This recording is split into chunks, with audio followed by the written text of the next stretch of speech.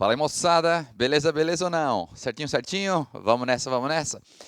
Pessoal, estamos aí na sua apostila, aula 45, setor C. Na verdade, pessoal, é uma sequência, tá, de 2 aulas, tá? Em que, lembra que eu falei? Me lembro como se fosse hoje. Na aula 41, na primeira aula de equilíbrio, eu falei para você o seguinte, ó, muito do que a gente vai ver futuramente, mudam-se os nomes, mudam-se os exemplos, mas a ideia vai ser a ideia que foi trabalhada naquela aula 41. Pessoal, hoje já começa a acontecer isso. Hoje a gente vai bater um papo sobre os chamados equilíbrios químicos envolvendo substâncias gasosas, beleza? E a constante de equilíbrio expressa em termos das pressões, não a constante de concentração, a constante de pressão. Mas você vai ver, pessoal, que a ideia é muito parecida. Então, vamos começar na manha como sempre, né? Então, assim, ó, você pega lá um frasquinho, como que é mesmo? Como que é mesmo? Frasquinho, beleza. Aí nesse frasquinho, pessoal, eu vou colocar uma substância gasosa, pode ser? Então, imagina o seguinte, ó, um frasco de volume V, desconhecido, tanto faz. Eu venho aqui, pessoal, e coloco uma certa quantidade de um gás. Por exemplo, ó, eu vou colocar aqui o tetróxido de dinitrogênio. Ele é um gás incolor, beleza? Então, eu coloco lá um certo número de mols, beleza? Aí eu vou pegar esse frasquinho e vou esquentar numa temperatura T. Temperatura essa, pessoal, que ele começa a sofrer uma reação de decomposição. Então, esse cara, eu coloquei um certo número de mols inicial, beleza. Nessa temperatura T, pessoal, ele começa a se decompor. E a decomposição dele, já escrevi essa equação algumas vezes, pessoal, vai formar o dióxido de nitrogênio, que é um gás colorido, um gás castanho. Então, o frasco que estava incolor, ele vai aumentando a intensidade da cor. Por quê? Porque está formando uma substância colorida. Só que assim, pessoal, na boa, essa reação não tem um rendimento de 100%. Não vai acabar o reagente e depois de um tempo só vai ter produto. Por quê? Porque ela é reversível. Como eu sei? Eu estou falando. No momento inicial, claro, só tem a ida, vai formando o produto, só que conforme esse cara vai aumentando de concentração, ele vai reagindo entre ele, pessoal, regenerando o reagente. Depois de um tempo, se estabelece, aliás, estabelece-se um estado de equilíbrio. Lembra que no estado de equilíbrio o pessoal vai ter todo mundo, reagente e produto coexistem. Aliás, aqui que começa a aula de hoje. Pessoal, nas aulas anteriores, a gente viu, né, que é possível calcular a constante de equilíbrio em termos das concentrações, KC. Concentração do produto, ó, vai ser a concentração desse elevado ao quadrado sobre a concentração do reagente elevado a 1. Beleza.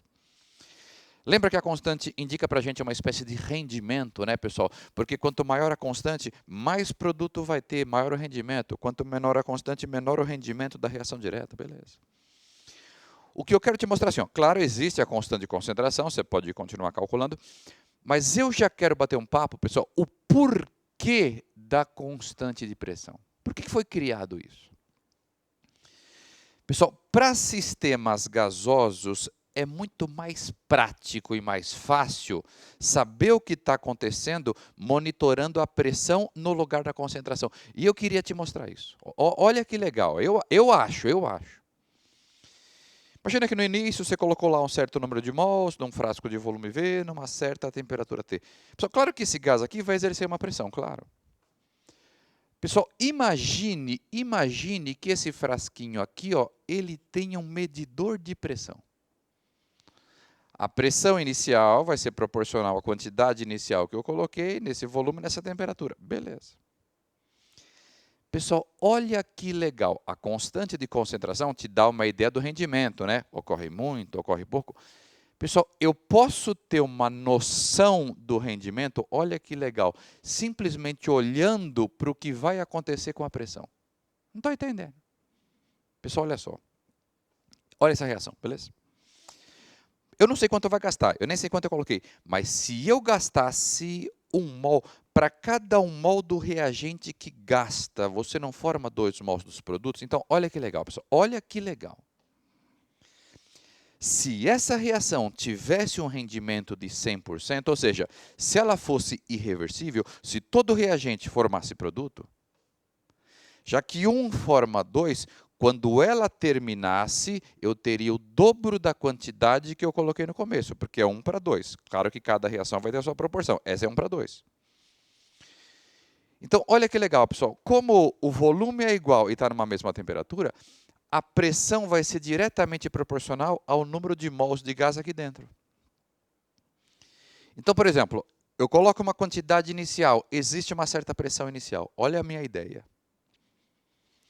Se essa pressão dobrasse no término, é porque o número de mols dobrou, ou seja, todo reagente virou produto.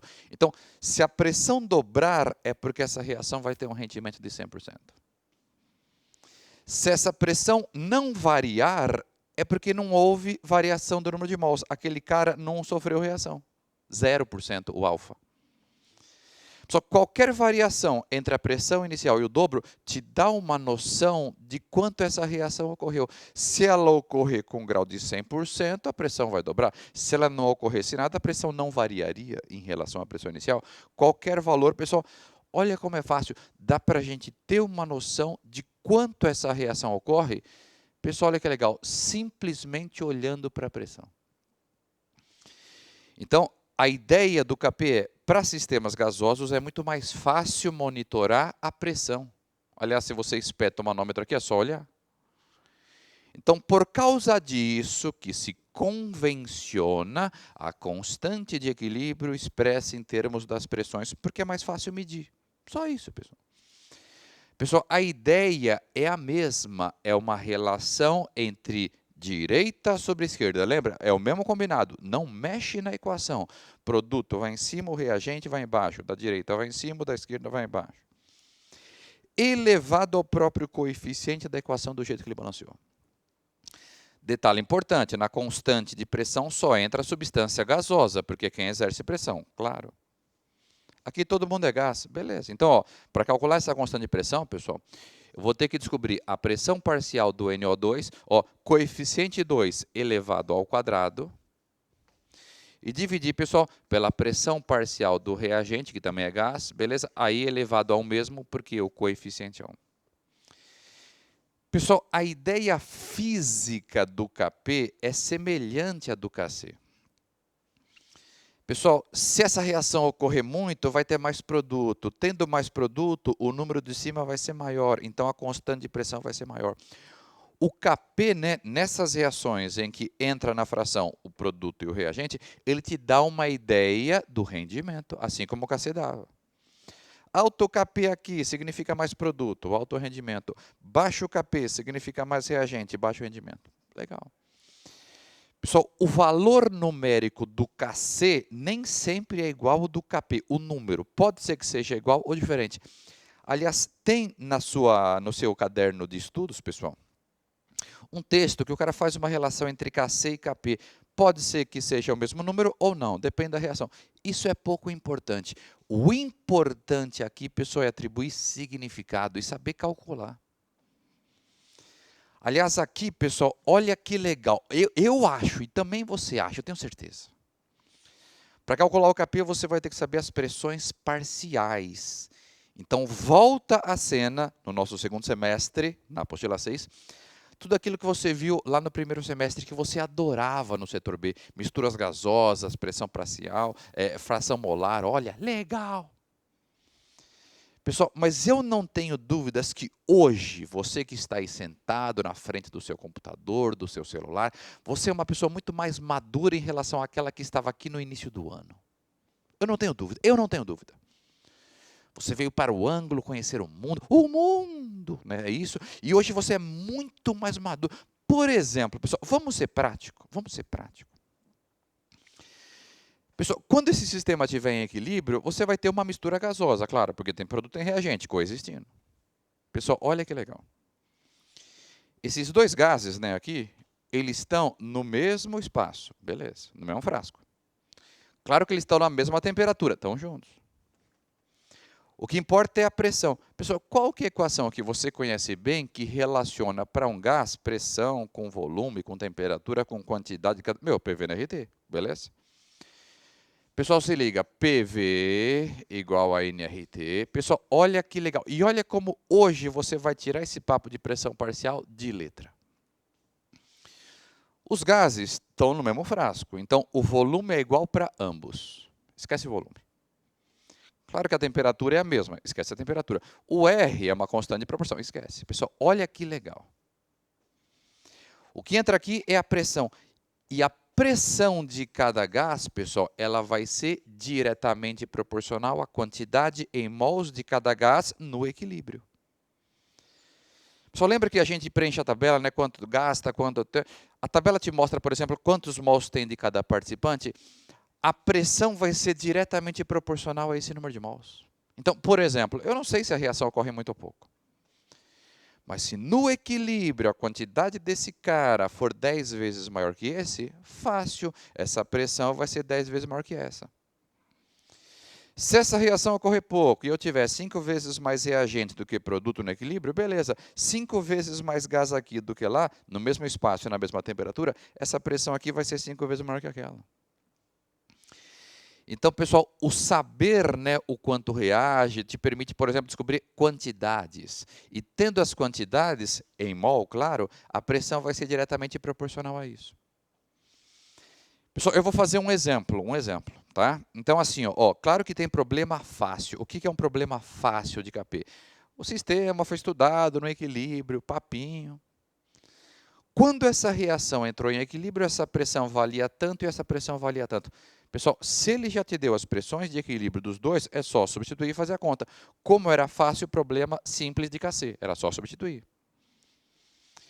O que é o mais comum, pessoal? É o cara te fornecer quantidades iniciais. Você que vai ter que descobrir quanto gasta, quanto forma, achar as quantidades de cada um no equilíbrio. Meu, problema de tabela, vai aparecer hoje, pessoal. E aí, a partir das quantidades de cada um no equilíbrio, pensa nisso, a pressão vai ser proporcional a essas quantidades. Aí você acha as pressões, coloca aqui, pessoal, e acabou. Vamos ver um exemplo? Imagina o seguinte, eu quero... Tá, beleza, Robson, mas eu queria uma coisa mais concreta. Então, olha só. Frasquinho. Beleza, está aqui. Imagina que você tem um frasco de volume desconhecido. Pessoal, num frasco de volume desconhecido, por exemplo, eu já não consigo calcular a concentração. Beleza? Mas esse frasco tem um medidor de pressão, então é só olhar lá e ver a pressão.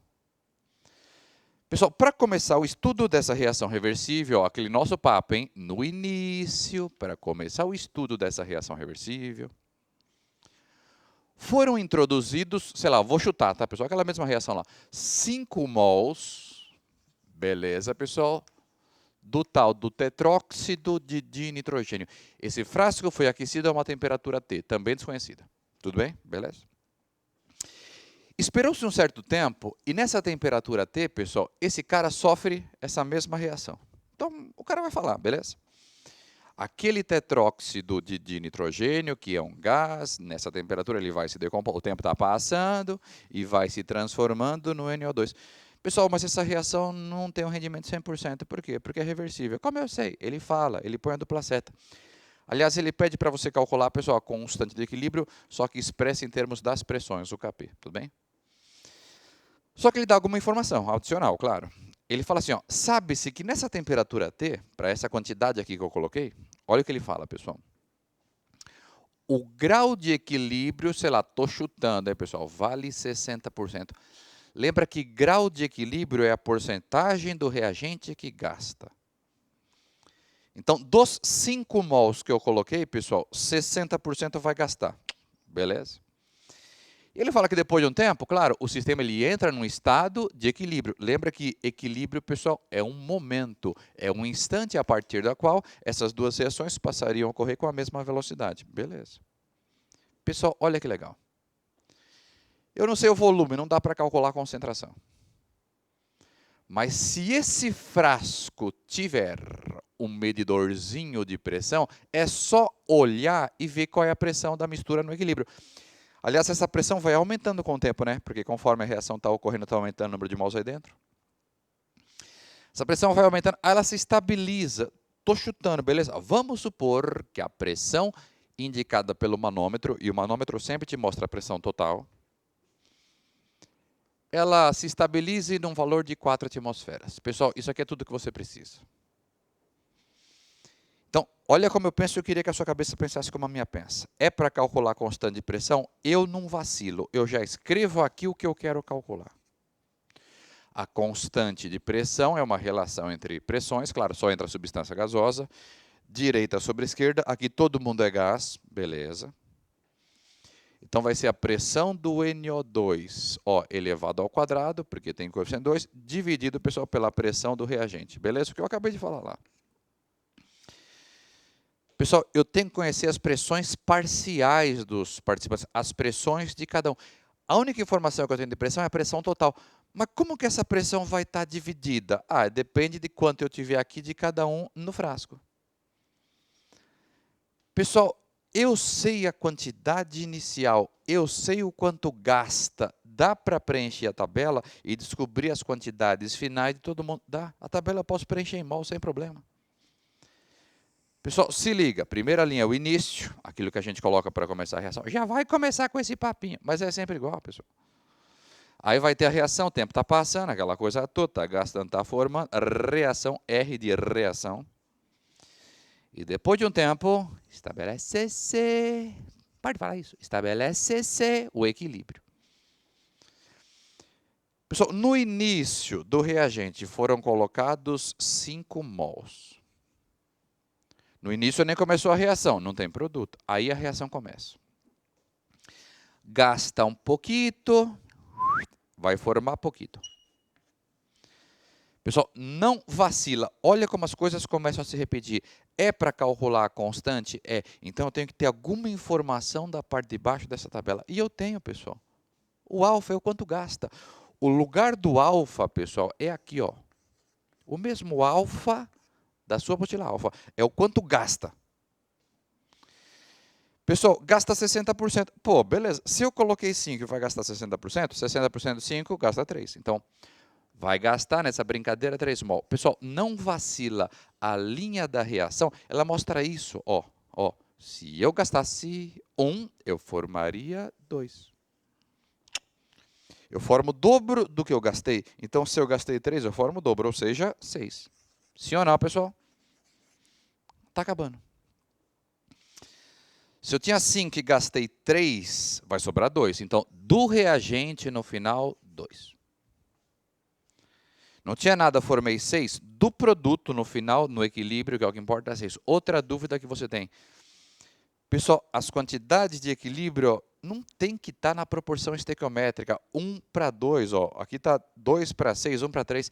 Se a reação ocorre muito, vai ter mais produto. Se a reação ocorre pouco, vai ter mais reagente. Você tem que ter alguma informação para preencher a tabela. A única linha que segue obrigatoriamente a proporção é a linha da reação. Tudo bem? Pessoal, vamos tentar fazer um esquema. Eu queria enxergar o que está acontecendo. Vou enxergar com você.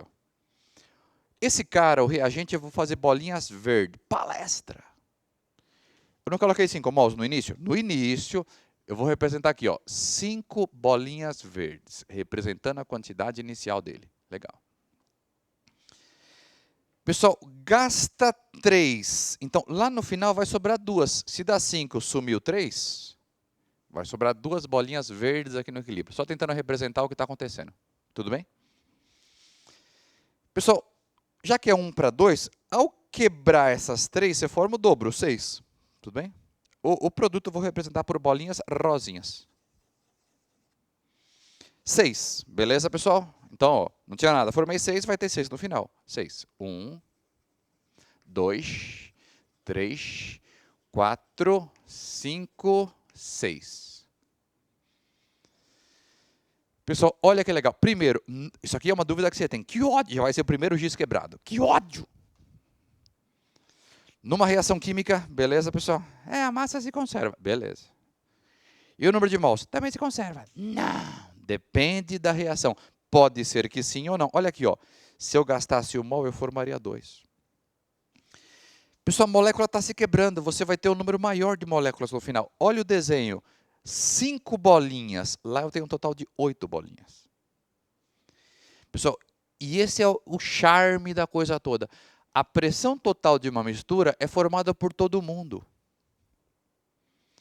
Mas para calcular a constante de pressão, o que importa é a pressão de cada um. Pessoal, fala sério, não tem muito mais bolinha rosa do que verde? Então, a pressão parcial dessas bolinhas rosas, se tem mais molécula colidindo, é maior do que a da bolinha verde.